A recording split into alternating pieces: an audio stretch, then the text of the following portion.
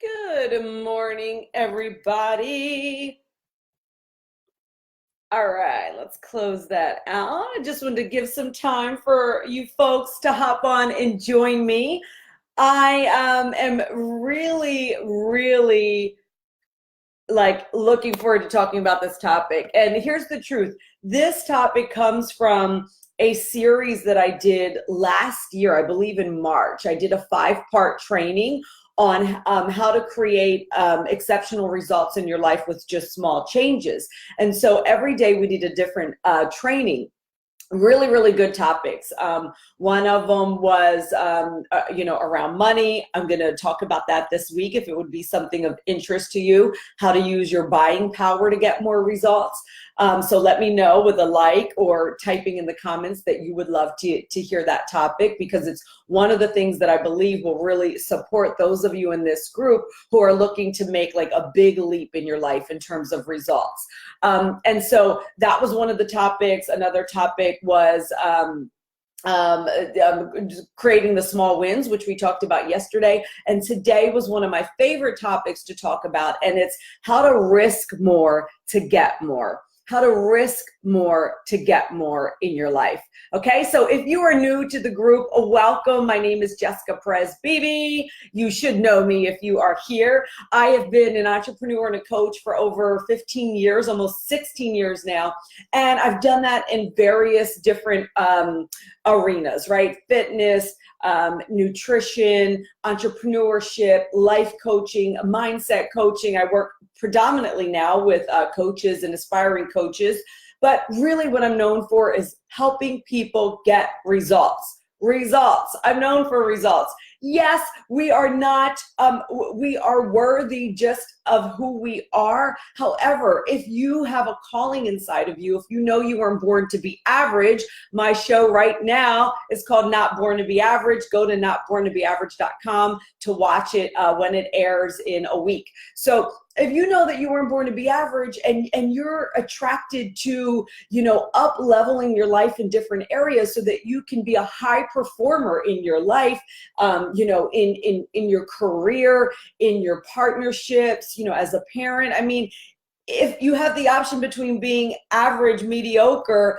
and being above average and exceptional, I mean, come on, right? Like, what do you want to be? If you're watching this, I know you want to be exceptional. I know you want to be above average. And so results do matter. So we are going to talk about how to risk more so that you can actually get more. You guys like this topic? Let me know, because this really is what it boils down to for me. When I look and connect the dots and at all of the quote unquote achievements or personal breakthroughs I've had, it all is connected to the risks that I've taken. So answer these questions for yourself. Let me know in the comments as I'm asking, and please say hello when you get on, even if you're just watching the replay. Are you taking enough risk in your life? When is the last time you've taken a risk in your life, in any area of your life, and how big was that risk? When's the last time you did something scary, right? Check in with yourself. When's the last time you did something that could have cost you something that mattered? Check in with yourself. Are you realizing in this moment, like, wow, I've kind of been comfortable. I haven't risked anything. Or are your spark plugs going and like you realize that you've risked a lot? I want to know, because I want to see how you guys are operating in your life, right? When's the last time you did something you had no idea what the hell you were getting into, but you decided to trust the possibility that there was something on the other side, right? So when is the last time you took a big risk in your life? Engage with me. Let me know in the comments. When's the last time you took a big risk in your life? When's the last time you did something scary? Are you taking enough risk? Because I can tell you, the more risk that you're taking, the more results that you're getting, the more success you're having, the more personal growth you're having, the more business growth you're having, the more relationship growth you're having, the more fitness growth you're having. You get the trend here? And on the flip side of that, the more that you stay in your comfort zone, the less growth you are having. There's just no way around it, right? Like that is the truth. Ask yourself, have I been really comfortable? And if the answer is yes, have you been getting any real growth or success or breakthroughs while you've been comfortable? And be honest. I know you've heard it before, right? And it's been true in my life. I see it played out in the lives of my clients, in my, my business masterminds with my colleagues. I see it, just in my circles with friends. Everything that you want, everything that you truly desire, everything you've been waiting for, wanting to manifest, everything that you want to create, it's on the other side of whatever your fear is. It's on the other side of the risks that you must take in order to get there. Like, there's this belief that we can just have everything we want without giving up some other things or without risking other things. Well, that's just not the way it works. I mean, check in with your life. When has that been a reality for you, right? It doesn't mean we can't have what we want, but it typically means not everything all at once, all the time. So what have you been risking? What have you been willing to let go of in order to get what it is that you truly want?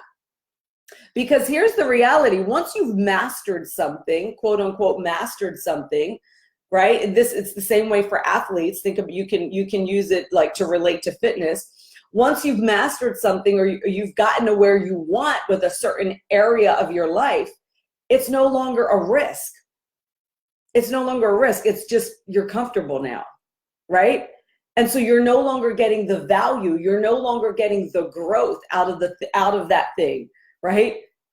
And so there's always an opportunity to create that next level, to create another stretch, right? Another place in your life that you get to step up and maybe be a better or bigger leader or coach or parent or partner or a more honest person, right? Or even you get to risk whatever it is so that you can be more of who you really are inside. Of who you really are inside. How many of you are not living out your real dreams? How many of you are not pursuing what you really want to do because you're afraid to risk what you have now? And I know it's many because I speak to many of you, maybe not you specifically, but some of you, right? You're holding back inside who you really are and who you want to become because you're so attached to who you are now or who you were in the past. One of the things that inspired me about my business coach, and she and I have become good friends, Shanda Sumter, is that she publicly declared that she was going to try to fail 17 times this year. And then at the 7th time that she failed, she actually, I think, more than doubled her business, right? On the 7th failure. The expansion and the more business, the more money, the more clients, the more impact came with a failure, with a quote unquote failure. It's, we call it failing forward, but it came with lots of risks, as everything does. I take risks all the time. By the way, I interviewed her on my show, Not Born to Be Average. Make sure you sign up, notborntobeaverage.com. I'm plugging my show, of course. So my life is like I don't want to say the word plagued, but littered with risk almost every day, right? I put myself in circles all the time with people who are way further than me, right? That are smarter than me or more successful in business, that are better athletes, right? That's why I'm always being coached. I get coaches that are further along than me and know more about a certain area. Whatever it is, right? I put myself in these masterminds with big thinkers. I risk all the time looking silly, looking stupid. I risk not knowing, I risk, asking questions, right? So like even little things like that, some of you are holding back on because you're afraid of how you're going to look. You're afraid to risk not being liked, or you're afraid to risk not getting it right. Right? One of the biggest risks I took in my life was 16 years ago when I stepped into entrepreneurship. I remember that being so scary, so risky. I mean, and I had no examples of entrepreneurship. I didn't go to business school, but I had this knowing inside of me that I could be good at it. And here's the truth. I didn't even know like what it is I wanted to do for business. I just knew that I could work for myself, that I could create something. I knew I was self-motivated. I had something inside of me, but guess what? I had to freaking give up a really good paying job that took care of me, right? That provided lots of comfort, right? I had to give up that. Now, I'm not saying for you to do this. In that situation, I was able to do that, right? And that's something that I did. I had a big life-changing moment with my mom dying suddenly, right? So that will inspire you to take sudden action. But I had to risk that job. And I did. I also had to risk it not working out, right? I struggled financially for a while as I was getting this going, right? It didn't just happen overnight that I was making 6 figures or even making 5 figures, right? It didn't happen overnight. It didn't happen in months. In that first year of entrepreneurship back then, it didn't happen, right? So I was risking being comfortable. I was risking being taken care of. I was risking having health insurance because it was my real calling. And do not take this and say, Jessica's saying quit your job to start entrepreneurship. If you've got a calling for entrepreneurship, it might not be the right fit for you, right? I was 27. You might have a house that you're paying for and kids that you're responsible for. So there's another way you might do it. So I think of my clients, especially my one-on-one clients, my high performer club clients, they are risking all the time. I'm constantly putting them in a risk, putting them in a stretch. And guess what?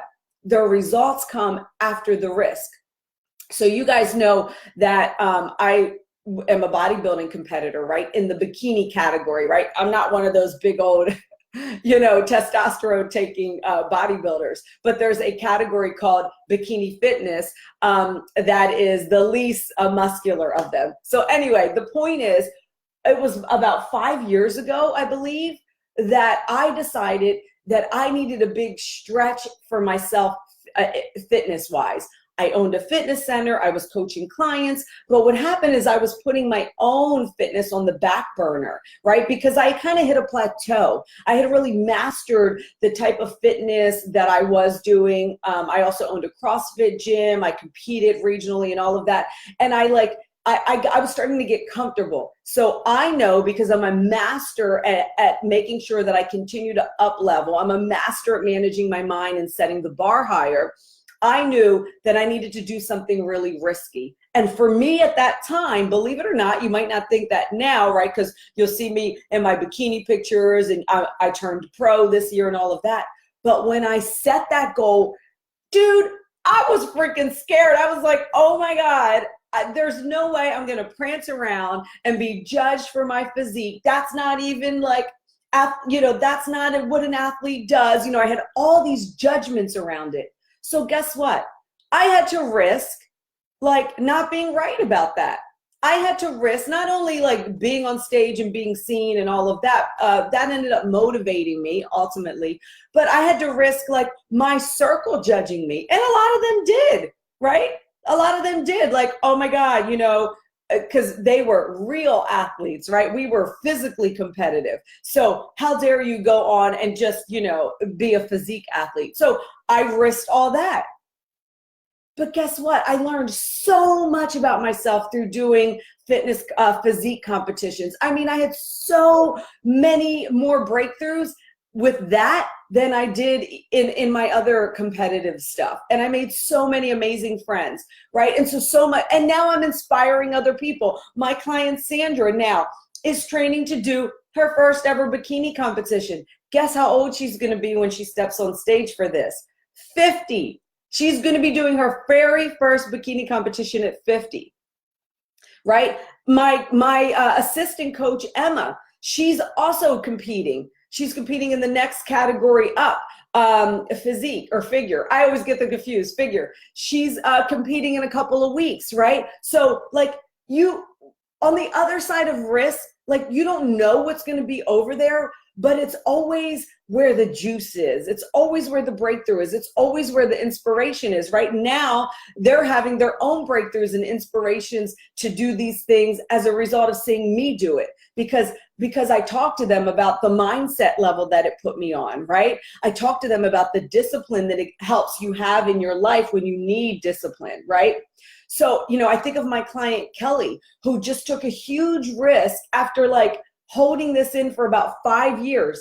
And then she started working with me. This is what happens. I always tell people when I'm interviewing someone to be a client of mine, particularly a one-on-one client, I always say, listen, are you sure you want to come into this? Because if you do, you need to know I'm going to be stretching the crap out of you. You're going to be taking risks. It's the only way to get the breakthroughs, right? So I'm thinking of Kelly, who just shifted, made the decision to go to a new company. She's a real estate agent. And that was weighing heavy on her for like 5 years. She just did that. And what do you think's happening? Other areas of her life are opening up. Like, that's exactly what happens, right? So she's happy with the decision. She's way more valued at this company. She has less stress. She's reignited again. She's excited again. And other areas of her personal life are opening up because of that. You guys have heard me say, I put my group clients through a stretch last month where they were on a 32-day stretch to be seen, to be on Facebook and or IG going live every single day for 20 minutes. Why? Because they were afraid to. Most of them were procrastinating, or they had a story about, nobody wants to hear what I'm saying. The breakthroughs that they have had about the value that they offer, and the fact that clients have hired them because they were seen, and the fact that they realize they have content and all of these things, it all happened because they took the risk, right? A couple of them didn't. A couple of people crossed their arms and said, I'm not going to risk looking stupid or being seen. Guess what? They lost out. They missed out on the huge growth development that has happened for each of those people in the group. Okay. So are you guys getting what I'm saying here? Right? Are you getting the fact that the more risk that you're taking, the more risk in your personal life that you're taking, and in your business life, the more growth that you're going to have, right? The more growth that you're going to have. I have a note here that I want to share for you. Let me see if I can find it.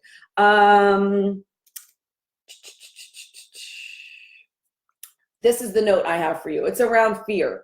So many people that I talk to are like, I'm afraid. Right? I'm afraid. And what I want to say about the word fear is that we often mistake excitement and nerves for fear, right? And I know this because I'm an athlete, and I know, and the other athletes that I talk to, when you're about to step into the arena, right?